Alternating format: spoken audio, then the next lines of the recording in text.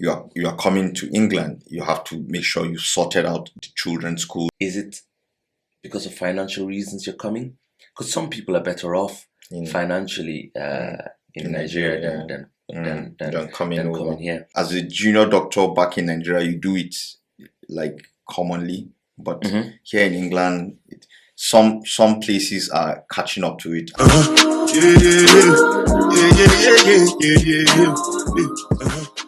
My mom always wanted me to be a doctor. Oh yes. I didn't even believe I could be a doctor. At some point, I said, okay, medicine, you've had enough. I'm not giving you any more of my life. It's harder to get a job with a master's as a doctor here in England without having a license. A lot of people back in Nigeria think we're struggling. Yeah. We're suffering here when it comes to raising kids. Do you have any suggestions, say, for a new family? Either you're coming with your family from Nigeria, or you plan on coming and meeting your other half here and starting a family, in terms of how to plan. So what we're talking about, in England or anywhere in the Western world as well, there's this knack for planning ahead. In Nigeria, you can wake up tomorrow, buy a ticket and say, oh, I'm going on holiday. But there's no incentive really to plan ahead, if I may say so. If you buy your ticket a day before, you buy your ticket 2 weeks before, you buy your ticket 4 weeks before. When I was in Nigeria, I know there's no much difference. But here you could actually get things done a bit cheaper if you plan ahead. So there's this culture of planning ahead. You have to plan 3-4 months ahead. You are coming to England, you have to make sure you've sorted out the children's school, you've researched where the school is, what is the rating, what's the distance from your house to the school, how long do you need to commute, do you need to arrange childcare, how is your taxes, the taxman. People always try to avoid, the taxes are so high, but you have services like police, they repair the roads, there's the fire service, social care. Those things don't run themselves, you have to pay taxes. So how do you prepare for all of these things, before you come to England? So what I would say is, from my experience, I can only talk about my own experience, and then also chip in and tell you what other people have told me about their own experience about coming in. As I said, I came here when I was doing my PhD, when I started my PhD, and then I got married, and then I brought my lovely wife over here to England, and then our expenses were all incremental, tiny increments. We didn't have our first son till about after a year. So by then we're able to settle. Know which area we want to stay, where we want to stay in England. We kind of knew England a bit, not that well, and we had friends. And then when we had our son, we then moved to a different apartment, and then the cost were just increasing in small increments until now you have a big budget. Then now, a huge budget, yeah. But then I can imagine that someone coming at my at my age with the size of my family, coming in and then having to adapt. First, you adapt for yourself, career-wise, knowing the culture, and then incorporating your family into the community that is around. It is very, very challenging, and so first thing is try to get a good support system. There's so many people that you talk that are always willing to talk, happy to talk. And for me, it was through my church, and my pastor, he's from Wales, excellent man, and the people in church were great.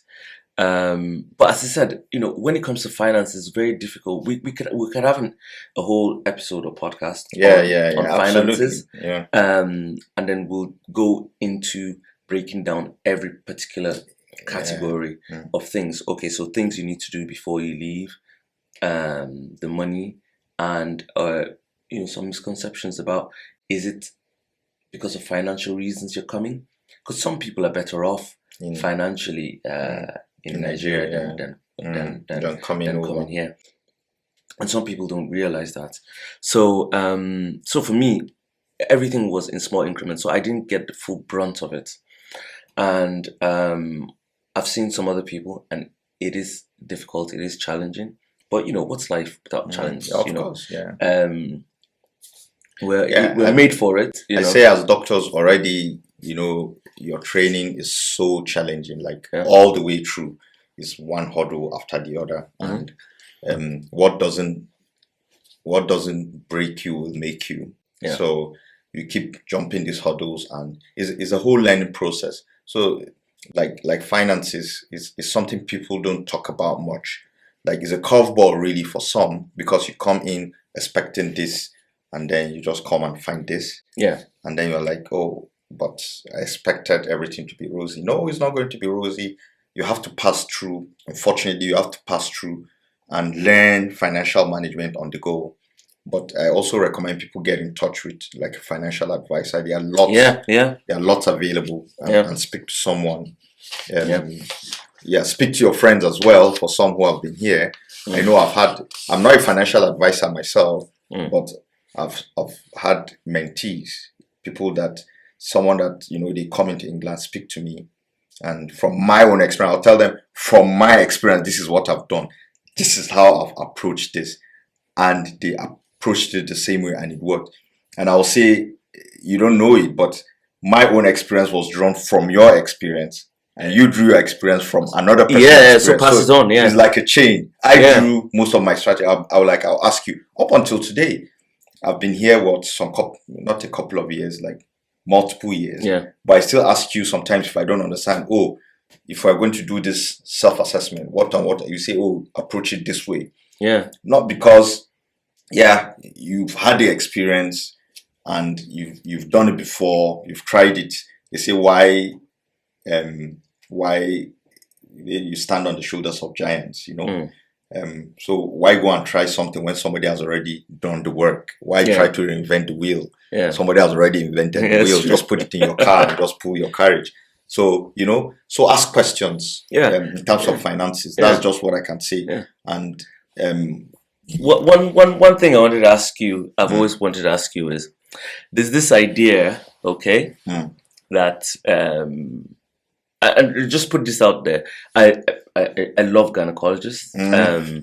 You guys are the best.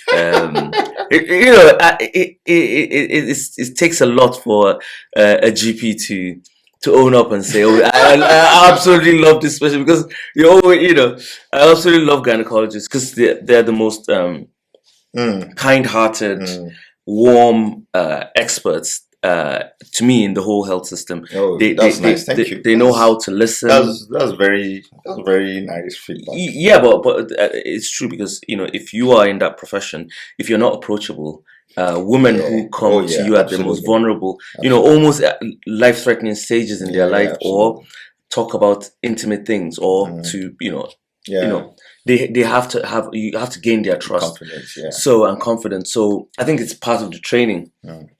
And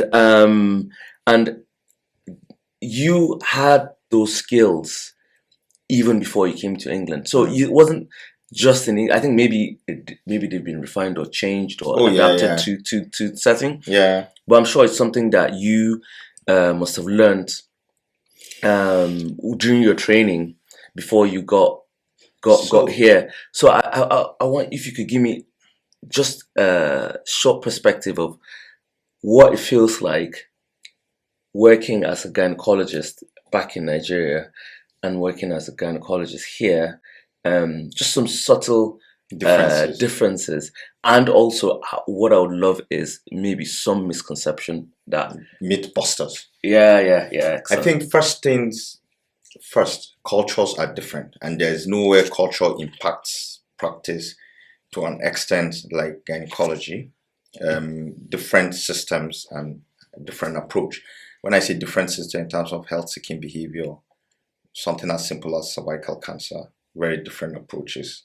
National screening on one side in the UK, absence of screening. So you see more cases in sub-Saharan Africa. So So there's some things that you would say you are more skilled on back in Nigeria than here in England, here, because yeah. of course, So of course. just give us just one. Tell us one. So let me see. You did say cervical cancer, so maybe we'll start with that one. Well, when I was training in Nigeria and just after I qualified, I actually spent a lot of time in gynecologic oncology.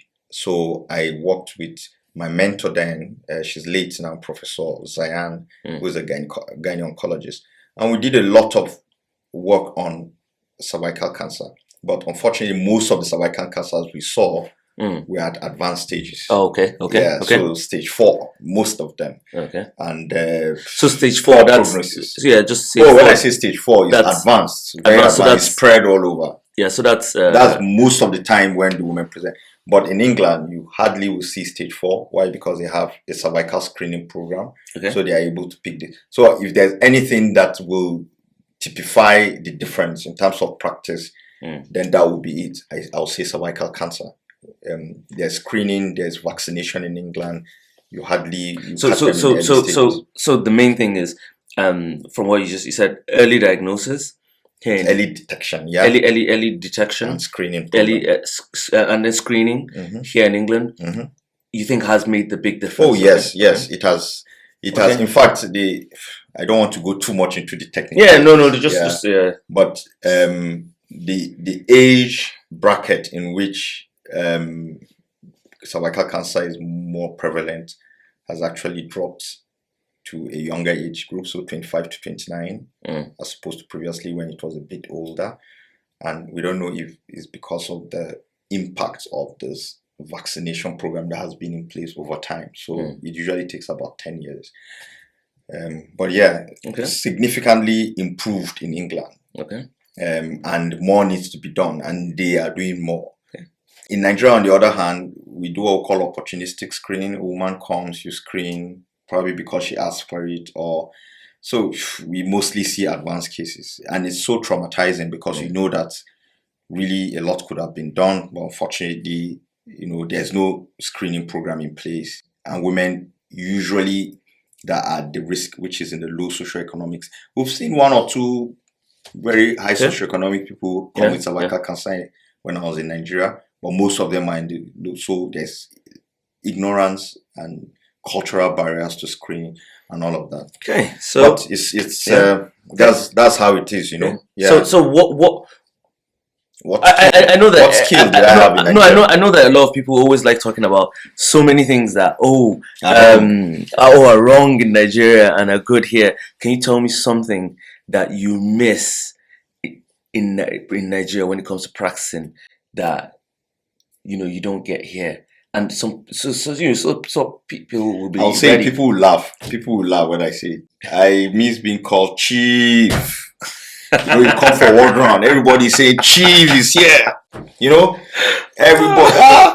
You are teaching medical. Being the boss. Actually, being the boss. Being the boss. One of the things I miss most. Having your ego. No, a bit. Is teaching medical students. The teaching methods here is different. Okay. From how we teach in Nigeria. In Nigeria, we teach ward rounds. You have medical students standing around, looking at you, or you are dropping stuff.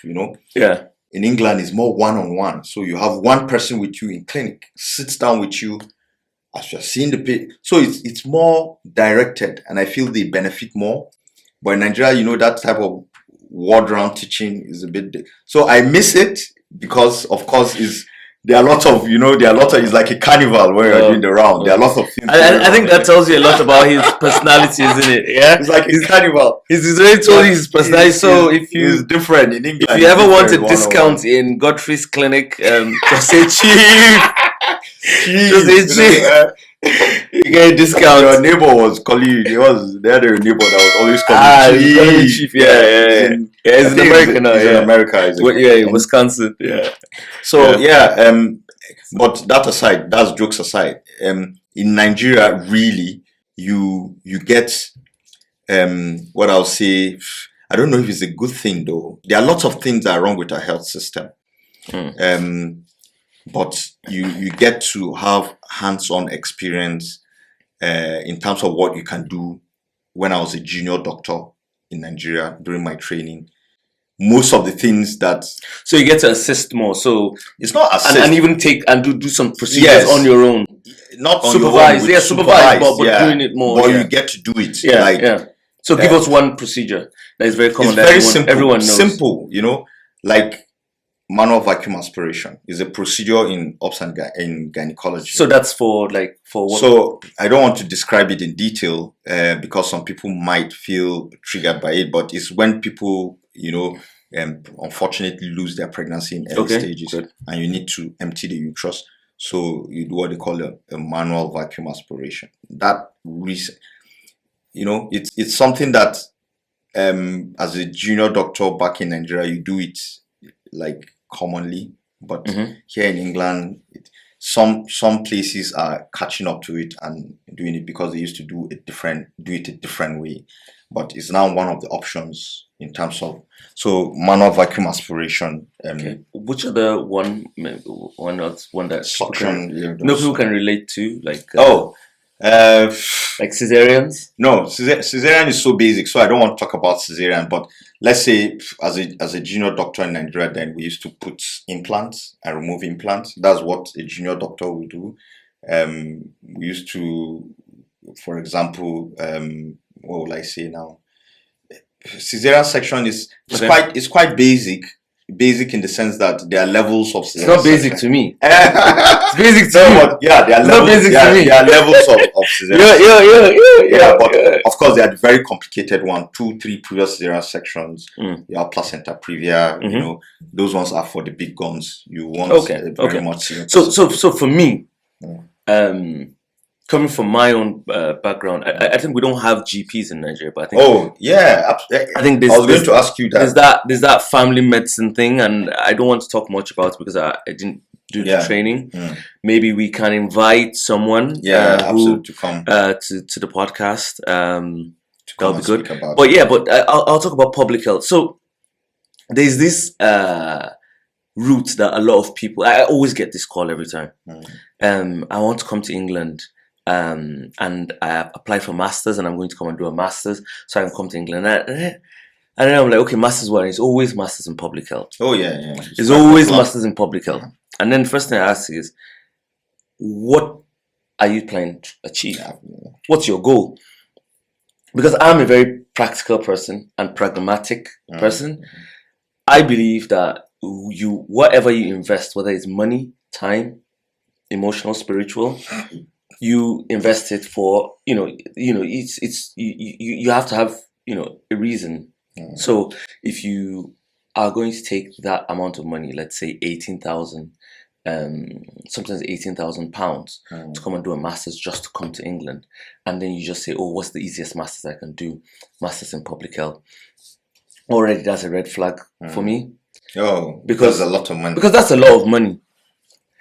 That's a lot of money, and I feel that after you get your master's in public health in England, the job opportunities aren't that great. Okay, when it comes to getting a job with a master's in public health. Could that be argued though? Yeah. So for me, what I would say is, from the number of people who have masters in public health that I've interacted with, I don't have statistics, that I've had masters in public health here in England, how many of them have actually gone on to get a job in the public health arena? Not too many from my experience that have masters. The job opportunities for people who have masters in public health is usually back in developing countries where you've got the big NGOs, where you have programs, the programs going on, and I think that's where you can even utilize your skills. So, for instance, I'll use myself as an example. When I got my master's in public health, I went back to Nigeria, and when I went to Nigeria, I was working in NACA, straight in frontline, doing things, programs, managing programs, being involved, going for meetings, meeting people, interacting with people in the same space. Kind of space, public health space with you, and then you grow, okay? And your growth rate is going to be faster. If you're going to stay here in England and you want to pursue a public health career, it's a bit different and a bit more challenging. Okay, Mm. and we can go into that In a different in different podcasts. But what I'm saying is, a lot of people do use the masters in public health route to say, oh, they're doctors and they want to come over, and I'll just say, why don't you just do the plan? Why don't you just go straight ahead and do the, because you know you're not, you're unlikely going to use the master's in public health degree anyways if you're going to stay in England. Mm. So why use that money? It doesn't make sense to me. But some people feel that's the easier, quicker route. I personally don't think it is. But if that's someone's choice, I can't argue against it. And they always say, "Oh, advice." But problem is, you don't want to advise someone who has already made up their mind that is what they're going to But do. this, don't you think you should charge for this advice? Because this is premium advice. Usually people should pay because it's money saving advice. I think you shouldn't give it away. Just what it's saying with We might or advice. might not edit this portion, but maybe as the first podcast we'll leave it there. But I think people should pay for advice like this. Usually when it comes to financial decisions, people have different motives. You can see Um, I don't want to say one word, yeah. and then it's but But you can you know, see he loves money. no, He loves yeah, money. Yeah, when he it loves comes to money. financial decisions, absolutely, people have different motives. Some people is just for the experience, really, because I know I didn't have a master's in public health, but I know from the experience of people who have that there's a certain kind of experience that you will get. Probably you benefit more from getting the experience of research. Maybe they don't want to have a job. Probably they just want to come experience that whole, schooling in England itself is an experience. Get that whole experience, different culture, different vibe. But it's good. And But it's go good you back. mentioned that. It's good you mentioned that. So, as you said, maybe they want to go into another aspect of public health or research here in England. That is perfectly fine. There are people, there's a lot of research in public health going on here, but medical doctors, we're not always research inclined. We're always thinking of, once we get the master in public health, we're going to go into practical roles, roles where you end up apply your knowledge and skills. So a lot of them don't come in thinking that they'll go into research. But I'll yeah, play the devil's advocate. Do you have data on that? no, as I said, all of No, I'm this just kidding. and I say this from people that I've interacted with. And when did when did I start? When did I start masters? Do my master in public health? That was in 2008. So from 2008 That's a till long now, time I've ago. interacted with a lot of people. Oh yeah. So trust me, I've seen people who have gone back, stayed. I'm one of the people who went back, came back. Don't know if I'm going back. Yeah, just to tell our subscribers and viewers that Sam always has tips on public health routes. He was among the earlier people that came to England, so he has very much experience on how to navigate that route. So just click the subscribe button and keep following us. Probably he might drop tips here and there, and if you want to contact us also, you can leave us a message on the chat portion, and we'll probably try to answer some questions as well. Yeah. So next thing I wanted to ask you is, you're a gynecologist. I don't want us to talk about medicine alone, okay? But I just want you to tell us about how you have your level of satisfaction at this point in time, after all these years and experience, you understand? And do you still look at medicine as a fulfilling career? I know medicine has changed after all these years. When you look back.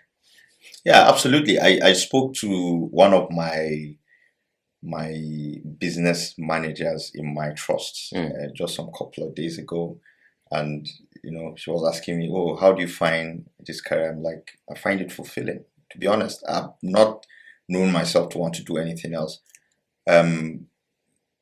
It's a very fulfilling career for me, more so because you know how it is in England. You get feedback from patients, your co-workers, your Yeah. colleagues. You know, Exactly. Yeah. everybody gives you patients feedback. Sorry. And I've had feedbacks. I sit down, I read my feedbacks, and I'm like, yes, this is the reason why I practice. My patients give me feedback. You know, you sit down with patients. The moment they leave your consulting room, you can clearly see that you've had an impact.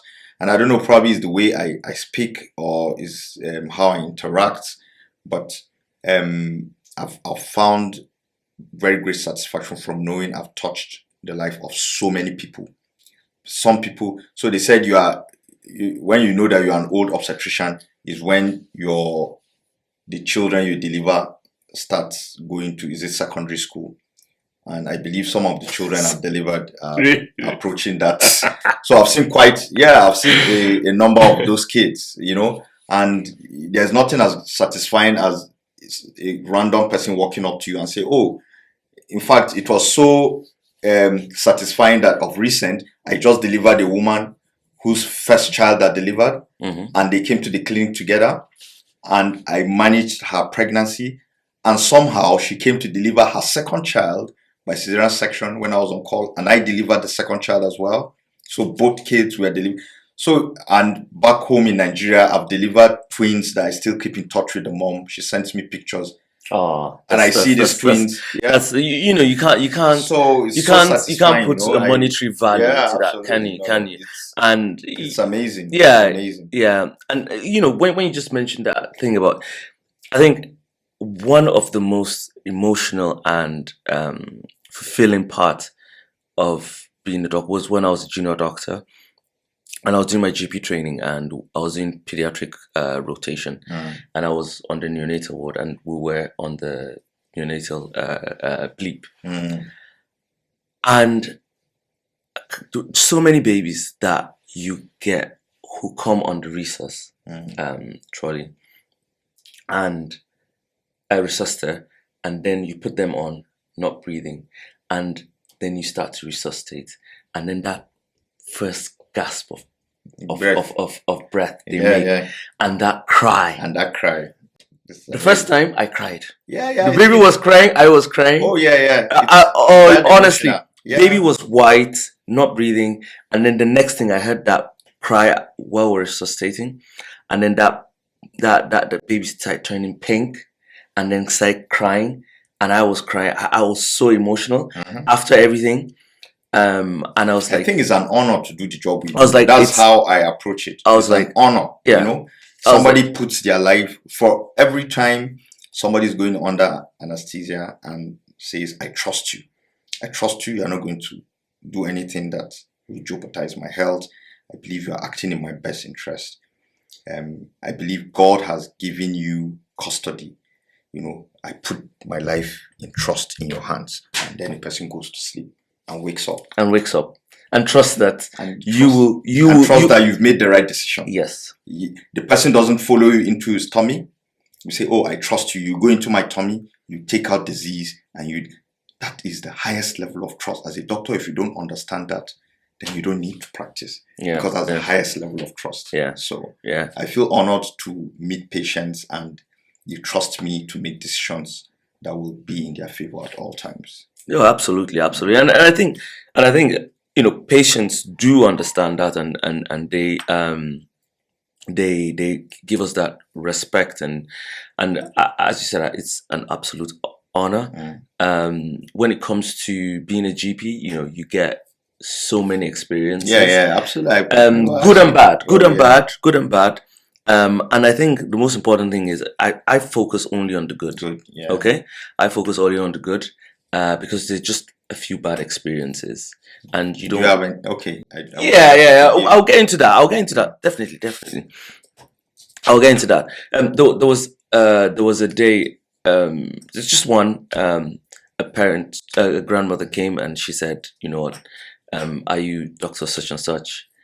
And she was my patient, and then she said, I can never forget your name because you saved my son's life. And then she gave me the story, and you can't remember. I can't remember the son. And then she told me the name, and then that's when I went and checked. And honestly, that was, you know, one of the best feedbacks I've ever received. You can't put a price or money on that kind of Yeah. feeling and that responsibility that people have given you, and the fact that you've been able to keep their trust. Usually, I'm going to put Godfrey on the spot again. We're going to end with a health tip. So for today, it's going to be Godfrey giving the health tip. So Godfrey, what health tip do you have for us today? Yeah, this is quite an impromptu one, but I think You're a specialist. You can't keep hiding behind impromptu. well, You can't. You need to be on your toes. Mine is geared mostly towards young men like myself and yourself. If you consider me young, thank you. Thank you. I take it. I know the grey hair is just a decoy. I take it. You're still a young man. Yeah. Just try and get yourself, once you hit 40, try and get like a whole health check, just to see how the engine is doing. Check all the the carburetors, the radiators, the lagrators, just to make sure that everything is fine. It's good to, and then keep fit. Probably go for walks or cycle the way Sam does. Get a gym membership if you don't already have, and generally just keep fit. The payoff is down the line. And I wish you guys all the best. It's been an amazing pleasure.